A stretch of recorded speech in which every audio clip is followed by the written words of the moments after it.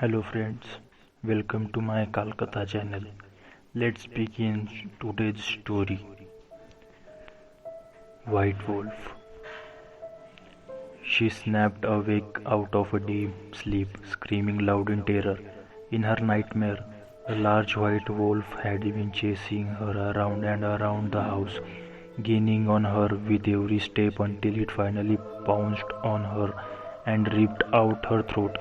She lay shaking for hours, unable to sleep after such a terrifying dream. But morning finally arrived, and the day was completely normal. Celia forgot all about her dreams until the moment her parents reminded her that they would be going out that night to celebrate their anniversary. Celia turned milk white. In her dream, the white wolf had come to kill her while her parents were out celebrating their anniversary. She started shaking and begging them not to go. Her parents were astonished at her behavior and finally shamed her into staying home alone that night. Fearfully, Celia locked herself into the house as soon as her parents left. Checking every door and every window, she cried to laugh it off as she got into bed, and finally she shook off her irritating fear and fell asleep. Celia snapped awake suddenly, every muscle tense. She heard the tickling of falling glass from a broken window and the snuffling sound of a snout pressed to the floor.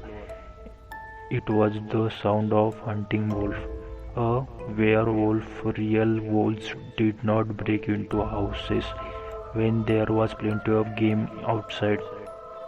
She could hear the clicking of the creature's claws on the wooden floor. The musky, foul smell of wet animal fur combined with the meaty breath of carnivore drifted into the room. She could hear the werewolves panting right outside her bedroom. Then her body was out of bed and she sped through the bathroom and down the back stairs. She heard a soft growl, and then she sound of animal feet pursuing her as she raced down the steps and tore open the back door. A glance at the window beside her showed a reflection of the werewolf leaping down the last few steps behind her.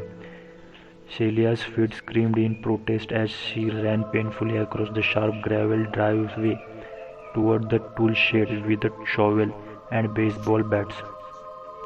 Anything she could use as a weapon, but the huge red-eyed wolf was suddenly between her and the tool shed, stalking towards her. The cold wind pierced her skin as she turned and fled around the side of the house. She gasped as the white wolf hauled and took off after her.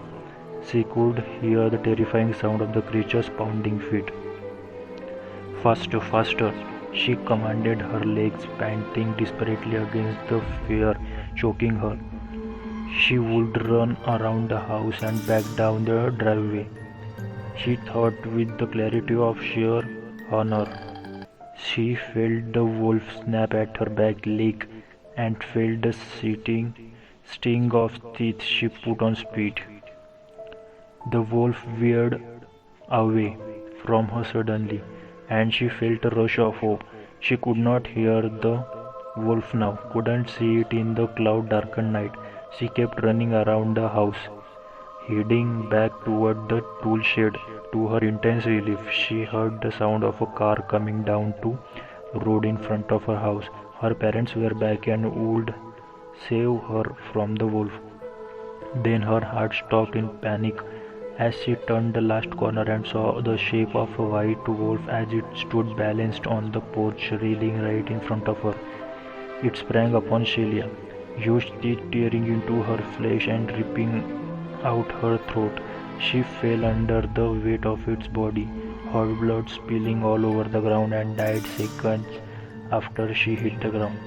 1 minute later, her parents' car pulled into the driveway, its headlights blinding the white wolf as it pulled towards the house. Frightened, the wolf backed away from its kill and then ran away.